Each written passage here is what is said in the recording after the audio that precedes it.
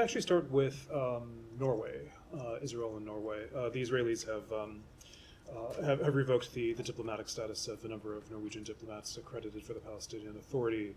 This obviously after Norway, along with Ireland and Spain, recognized a state of Palestine. The U.S. has good relations with Israel and Norway. Do you have any comment on this? We have good relations with both of them, as you point out. I think I would just say that Norway has a long history of playing a productive role when it comes to engaging with the government of Israel and engaging with the Palestinian Authority, engaging with the Palestinian people. If you look at their role in helping mediate the Oslo Accords, if you look at their role just this year in helping facilitate the release of tax revenue to the Palestinian Authority, they have long played an important role, and we think it's important that they continue to be able to play that role in talking both with the PA and with Israel. We don't think steps to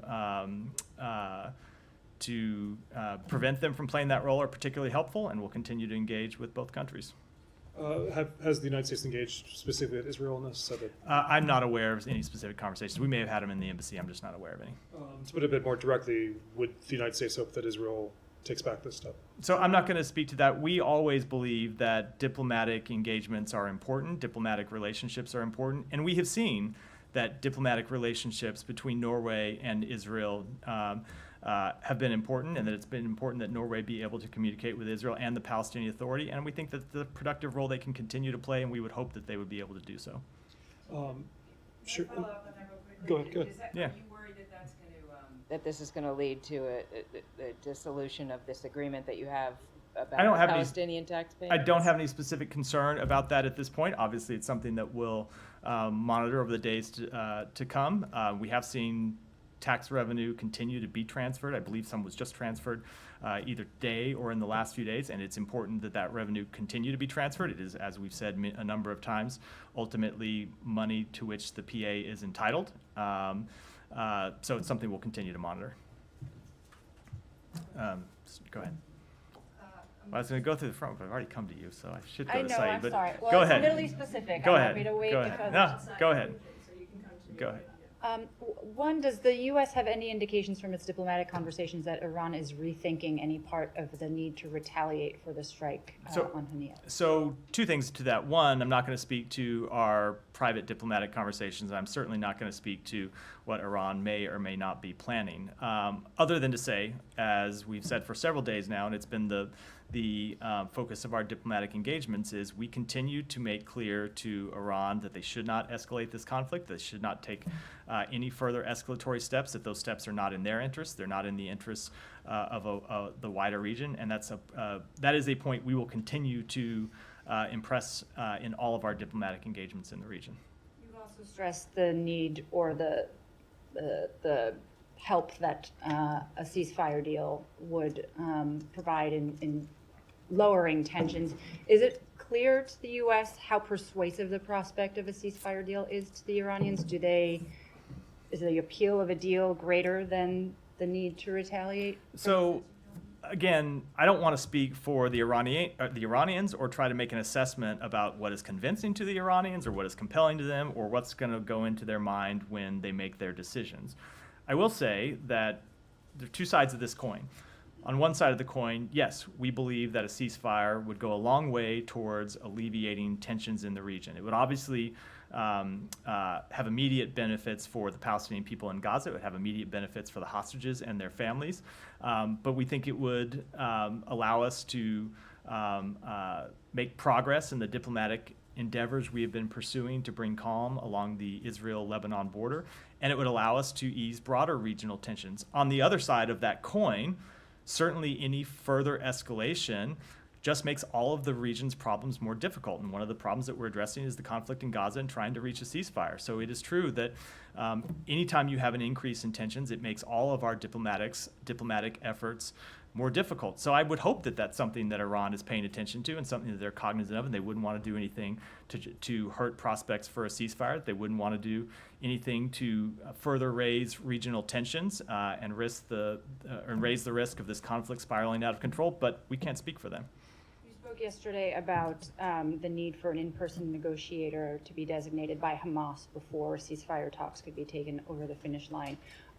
Until that person is designated or steps forward or is named, is the U.S.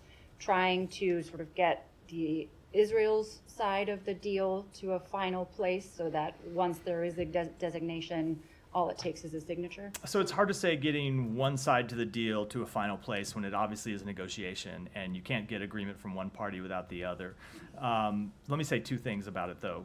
Yes, we have been in contact with Israel about trying to get a deal finalized, and we have been in contact with the other two mediators, Egypt and Qatar, about how we would get, potential ways to get a deal finalized and how we might bridge the differences between the two parties. And the second thing I'll say is we continue to emphasize to the government of Israel, as we believe Egypt and Qatar are emphasizing to Hamas, that the onus is on them to agree to a ceasefire, that we have made great headway, but we need to finalize the agreement. We need to finalize it as soon as possible. I have one more in Vienna, but we'll defer. Oh, wait, Said, go ahead. Thank you.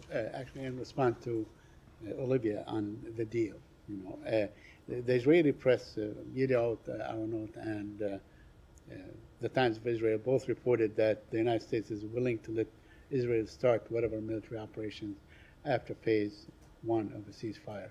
Can you confirm that? No, I can't. I don't know to what that's referring. Obviously, we've spoken to the framework of a deal a number of times, and the framework of the deal is that there is a 6-week ceasefire that would be agreed to once the deal is finalized. And before that 6-week ceasefire ends, we would enter into further negotiations to try to extend it and try to get into phase 2 of the agreement. And so what we have made clear we want to see happen is for that ceasefire to be extended and ultimately provide an end to the war, and beyond that, provide broader peace and stability. But of course, there is a negotiation process at the end of stage 1. That has always been clear. We've been, I think, quite open about that. Now, these reports claim that Prime Minister Netanyahu insists on having something in writing from you. He said that he can attack at will, basically. That this is a condition that he will not budge from. Do you have any comment on that? Again, I don't know what those reports are referring to, but Said, if you look at the very well described, architecture of the agreement, there is a negotiation process at the end of phase 1 that you have to go through and you have to reach to get to phase 2. I think that's been quite clear, and it will require, as has been true for getting to just getting to where we have before. Of course, that'll be a negotiation, and Israel will want to make sure that its interests are protected in that negotiation. But we have been very clear that we want to see this ultimately lead to an end to the war. By all accounts, the negotiations right now are not moving or frozen or whatever, on hold. But Hamas said that, or Senir said that they want to go ahead with the ceasefire talks. Does that change in any way the pace of what's going on? So I am not going to get into an underlying discussion about the negotiations themselves, other than to say that certainly we want to see them finalized. And finally, I wanted to ask you about the administration is being sued by Israeli settlers whom you have imposed sanctions on. How do you handle a situation like this? And especially, this morning, Mr. Netanyahu told the settlers that he is going to do everything possible to reverse those sanctions. In fact, he promised them that he will do that. So on our underlying policy, we've been quite clear about that policy and the reason for it. But when it comes to the litigation itself, I have to, of course, defer to the Department of Justice to speak.